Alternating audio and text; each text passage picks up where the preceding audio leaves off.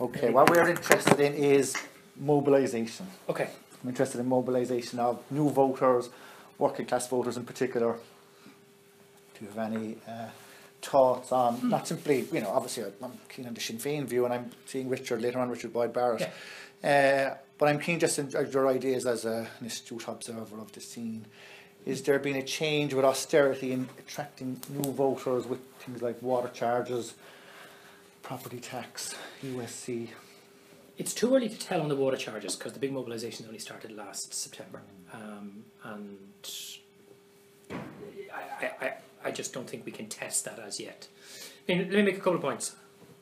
Whenever we think about this issue, first of all, we kind of look at what we've done in the north, because we managed to kind of crack part of the difficulty there. So when I lived in Belfast, I lived in the New Lodge, the Old Park electoral area. Almost overwhelmingly working class, with a few small middle class enclaves, predominantly nationalist with some loyalist areas. We'd get turnout to 70%. And when I say we, Sinn Féin primarily, like the SDLP had a vote, but of the 6 seats we would take 3, the SDLP would take 1, and there'd be 2 unionists, and the unionists would be taken on lower turnouts from the area. And in fact, we've been challenging for a while in that LEA. There's a couple of very basic things which are not rocket science, which is how you mobilise voters is what you do outside of election time, which means constant engagement with the constituency. We do a thing here in Clondalkin where we do what we call a rolling courtesy canvass. So we canvass all year round, election year and non-election year. Not with the same number of activists, not with the same intensity, but we do it all the time. And we prioritise what we see as our core areas, which are the big working class areas. We now get 50% of the vote in North Clondalkin, the biggest working class section of the constituency. We get 45 to 57 in Bonogue, the other area, the big council working class area around. And the turnouts are improving. Now they would have been 10 percentage points behind average. Well, not average, but 10 percentage points behind the middle class areas here in Clondalkin Village. We've got that down to about 5 or 4%.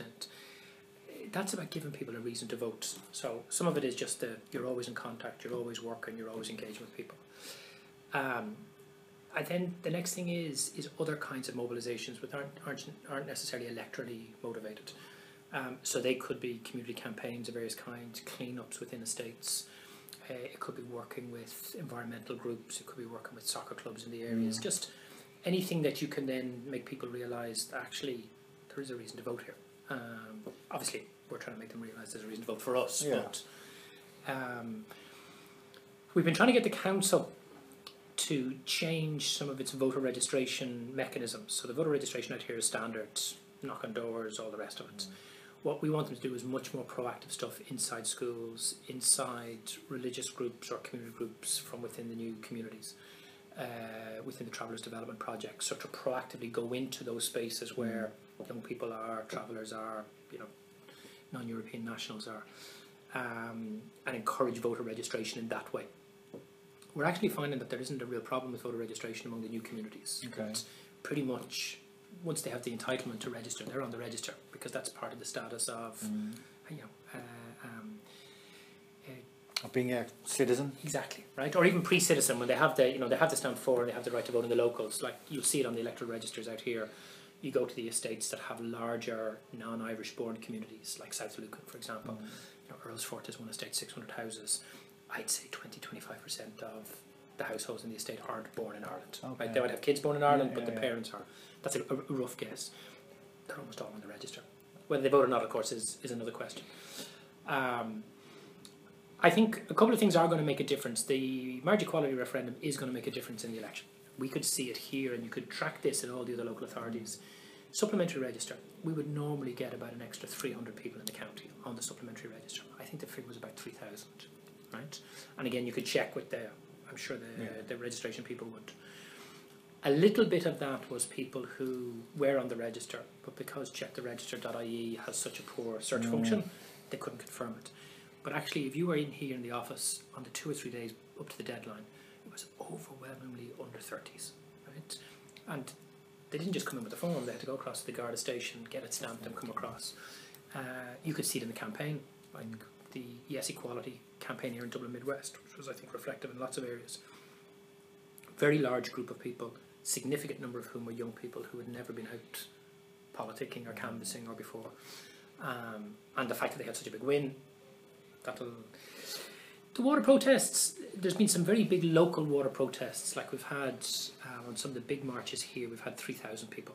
And that would be that wouldn't be an exaggerated estimate, that would be a pretty... The vast majority of them aren't young.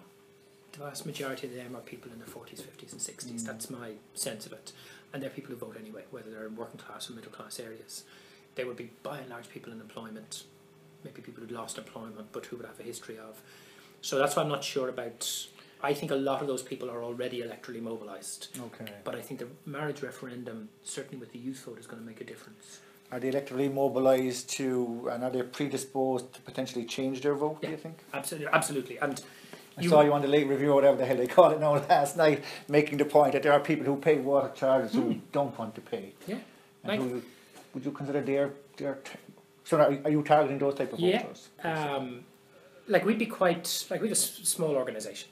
We have 90 Sinn Féin members in Dublin Midwest, and of those 30 are active. And when I say active, they do something every week, right? They mightn't do a lot every week, but they do something every week. And of that 30, we have a core of 15 who will do something 3 or 4 times a week, right? And then there's a few of us who are full time. So for a constituency like this, that's a small organisation. It probably beats the hell out of what our opponents have, but in terms of the ground you're trying to cover. So when you're planning your work, you have to be very ruthless about where you go and where you don't go. We now cover almost all of Clondalkin. And when I say cover, I mean we would probably knock the door of every household in the Clondalkin local electoral area once a year. There might be a couple of estates in Newcastle and Rathcoole that we don't. There might be 1 or 2 here in Clondalkin village that we mightn't get to every year. But pretty much everywhere else, we knock the door once a year. In Lucan, small number of council estates, and then South Lucan and Palmerstown are really where our organisation is stronger and where our vote is bigger. And of course, that's self-fulfilling prophecy, because the more work you do there, the better vote you do there, and the more likely you are to kind of re-engage. So there's big bits of Lucan, like Old Lucan or Hillcrest, or... I know what, you know, at some point when the organisation is big enough, we'll be in there. So you kind of target that, and then within those estates, there is nobody you're not looking for. I mean, here now in Clondalkin, like we took 37% of the vote in the Clondalkin LEA in the local elections. The surprising thing was Clondalkin village, and I live just around the corner, and it's the most affluent and it's the least recession hit part of the constituency. We took 20%, that's a reflection of the collapse of Fianna Fáil in big urban areas like here. So we've those lower middle class families and working class families, we've kind of just taken hold of that.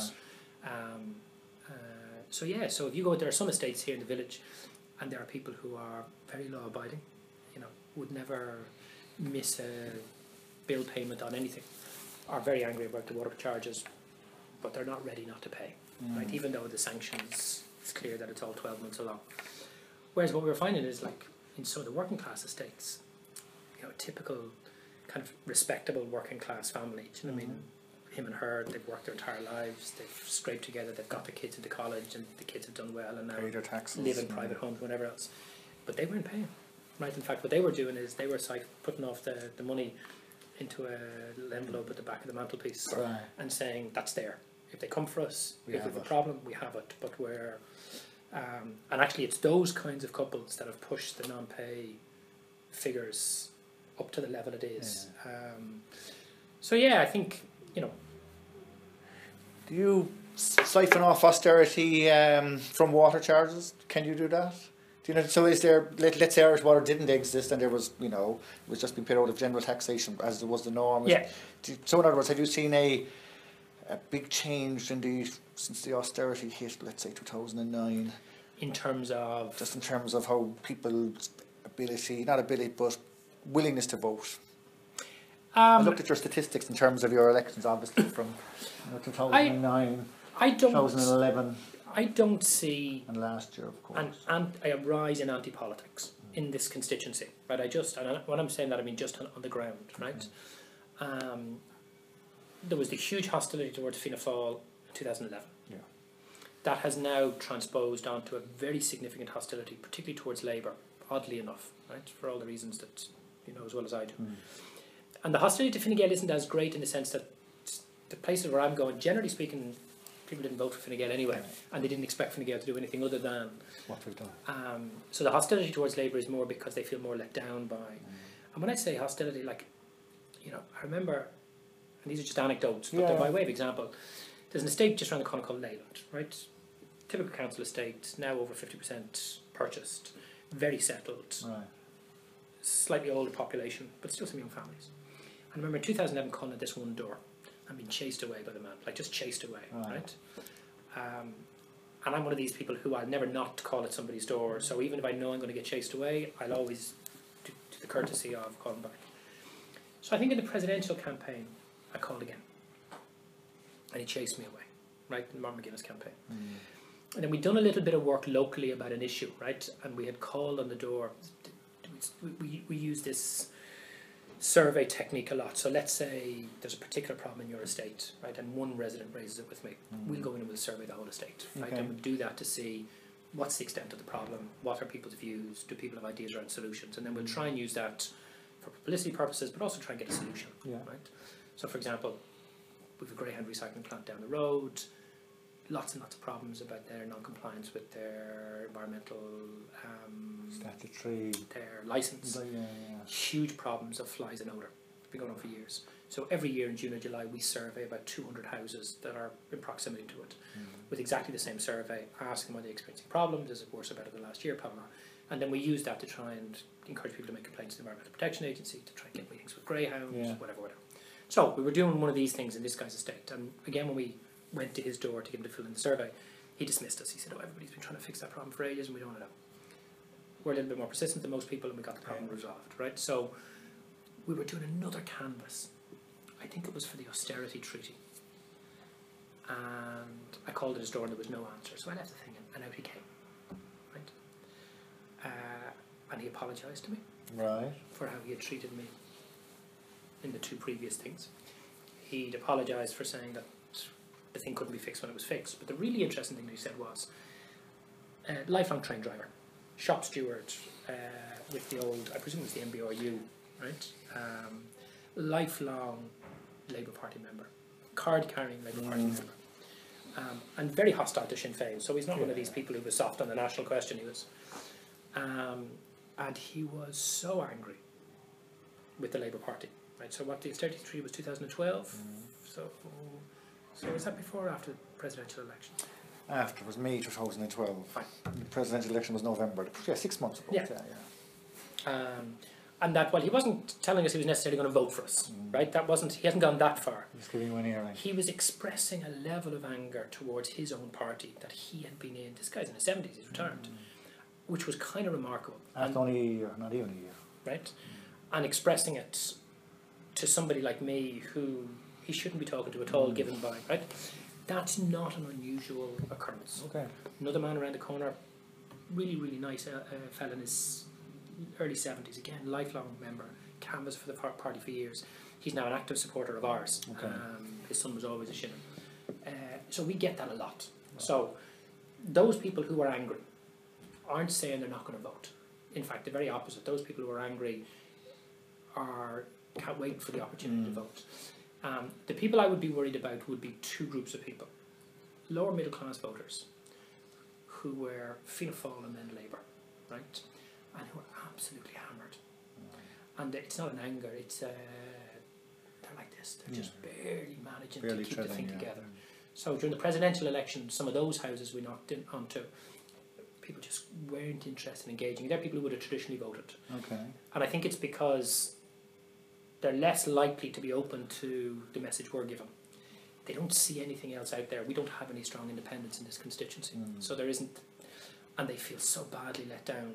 So I actually think you might see a little drop, the Dutch Village, not so much here in Clondalkin Village, I think that'll hold strong, but those people who aren't entitled to anything, so they don't get the medical card, they don't get, etc., etc., etc. Their kids are in university and they're not on Susie grants or on the lowest level of Susie grant or whatever it is. So I think that's a problem. And then the other problem is that layer of people who never voted, for whom things are still bad, right? Just to be blunt about the it. young single parent who is now homeless because of the housing crisis. There's a layer of people, like we've a higher percentage of single parents in South Dublin than the statewide average.